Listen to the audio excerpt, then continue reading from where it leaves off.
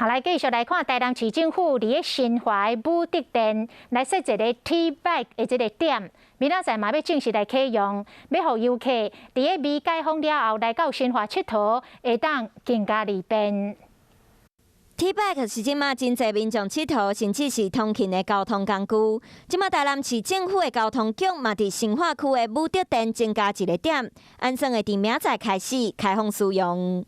那为了提升 T-Bike 的整体服务效率，台南市政府交通局经年度检讨之后，有调整营运绩效差的站点，迁移到新化区新化武德殿设置。那并配合疫情趋缓，我们会在110年7月27日起正式启用。去年才选做经典小镇的新化区，有真侪特色景点和人文风情，真适合做游客来台南的选择。